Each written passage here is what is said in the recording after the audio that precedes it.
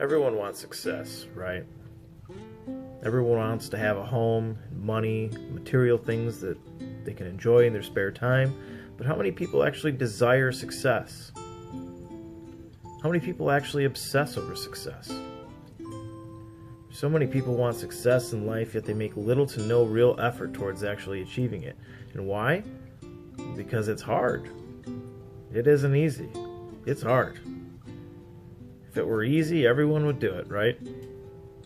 But it isn't easy. It requires sacrifice, it requires commitment, and it requires a conscious decision that this is what you must do, that there is no alternative.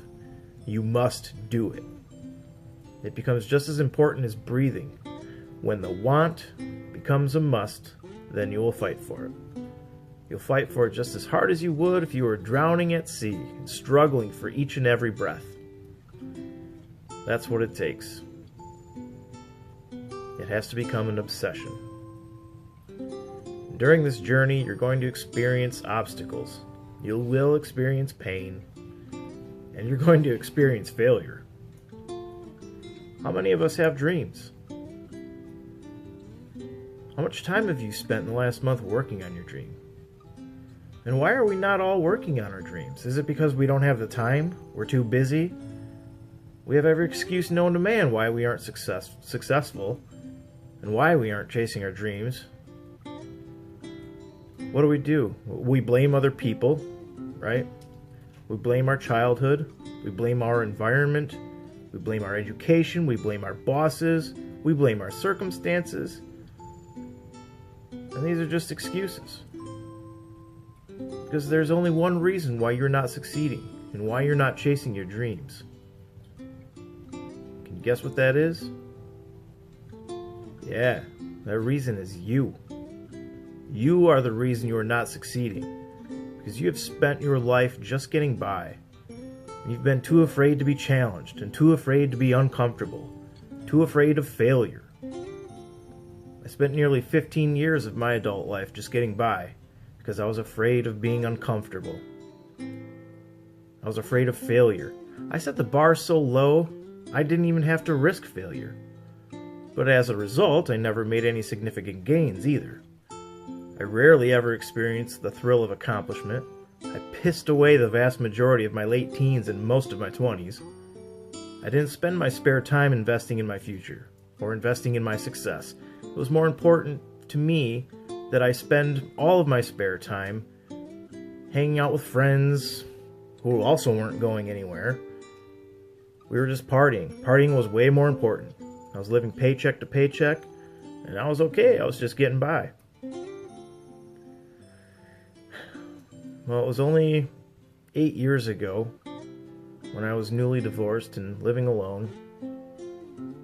I was only allowed to see my daughters on weekends. I couldn't afford my bills. I couldn't afford my house payment. I was on food stamps. I spent a lot of time feeling sorry for myself. I spent a lot of time blaming others for my circumstances. Frankly, it was exhausting. I felt I had little to live for. The only thing that kept me going was the thought of my daughters growing up without their daddy. One day, in the middle of winter, I love this story. This is a great one. It was sometime in February, like probably around this time of year. It's February 13th today. It was extremely cold. The temps were in the mid-20s for a high. My daughters were with their mother, and I was at my house alone. I was broke. I had no money. I fell behind on my bills. I was behind on the gas bill. I was behind on the electric bill. Came home from work and walked in the house. It was incredibly cold in that house. I went to turn the lights on and nothing happened. The electricity had been shut off. No electricity, no heat. The temperature on the thermostat was already down to the mid-40s in the house. The insulation in that house was pretty poor. And as time went by, it got colder and colder. Now, granted, I could have gone to a relative's house or a friend's house to warm up, but I was too proud. I was too stubborn. I didn't want to admit that I'd allowed things to get that bad. So I began to layer up. Extra shirts, extra pants. Nighttime came and I went to bed because there's not a whole lot to do in the dark with no electricity. So I woke up the next morning with the cold air firmly attached to my face. The temperature in the house had gotten down to the low 30s. I threw on more layers and wrapped myself up in a blanket. I lit several candles in the foolish hope that maybe the heat coming off the candles would provide some sort of measurable heat source. And my next idea was incredibly foolish, which probably proved that the cold was starting to affect my judgment. Since I had city water, I could still run the bath water. So I closed myself in the bathroom, lit some candles, and turned on the hot water in the bathtub, plugging the drain. The idea behind this brilliant idea was that the hot water was going to warm up the air in the small area of the bathroom. Now, it did provide some warmth, no doubt. But at least that's what I thought at first. But what I didn't really think about at the time was that all that steam was going to start collecting somewhere. You got hot water, cold air, lots of steam. Within minutes, I could barely see my hand in front of my face. The condensation was clinging to the walls and the ceiling and the mirrors, and then my hands and my face.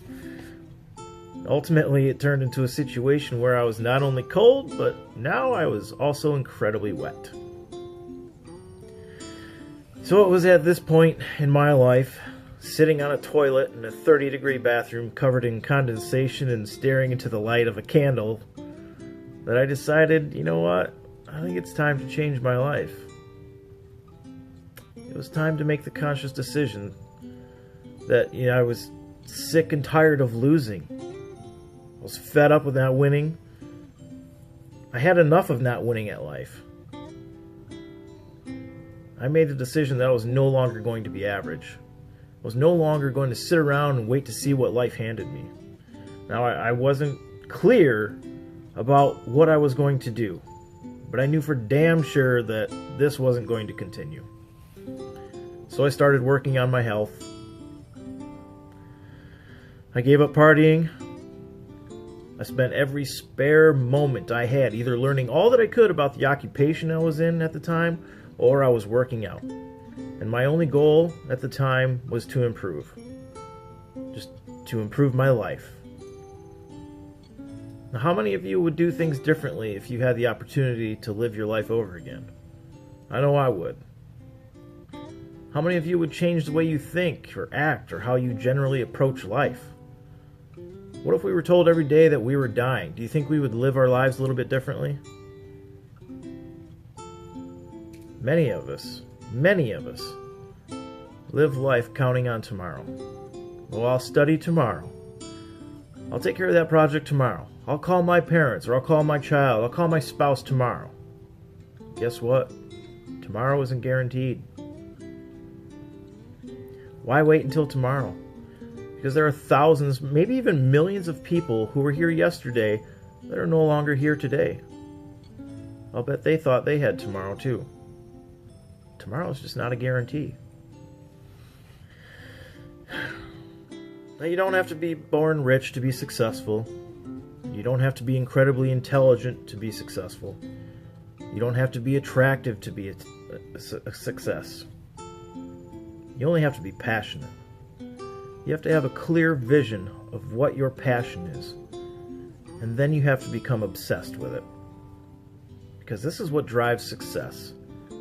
Passionate obsession overcomes obstacles. It overcomes pain and failure. It's the fuel that drives the vehicle of success. Because life doesn't give us what we want. Life gives us what we deserve. But some of us have this unexplainable desire to fill ourselves with negativity, and I was one of them for the longest time. I mean, this negativity, it can be so strong, it actually drags us down in life. It prevents us from discovering our passion or taking the necessary risks in order to fulfill those passions and dreams. It becomes a part of who we are. And then we find comfort in Feeling sad or being negative, it becomes a poisonous crutch. We rely on it to provide us with perceived legitimate excuses for every shortcoming and inaction that we're responsible for. Like, oh, well, my dad was never around. Or, I grew up in the hood. We were poor. I was abused. My boss is always holding me back. My teammate isn't pulling their weight. I didn't go to college. I was discriminated against. That's all bullshit. They're excuses. They are excuses, and the only people who think excuses sound good are the ones who create them. If you think of what the 2 or 3 biggest hurdles and roadblocks in your life are, those things that hold you back and discourage you from achieving your goals and chasing your dreams, again, they're not your hurdles. You are. You are the reason you are not successful. You are the reason you are not chasing your dreams. It goes back to a lack of passion and a lack of obsession for that passion. Stop blaming the government, the economy, politicians, minorities, majorities, companies, genetics, and every other goddamn thing you can think of as a basis for your failure for a lack of progress. None of your aspirations will come to you without you committing to taking some kind of action. You have to make things happen. Nobody's going to do it for you. You need to step out of your comfort zone. Get away from mediocrity. Stop settling and push your boundaries. Always push your boundaries. And it's okay to be scared. I know what it's like to be scared. It's okay to have fear.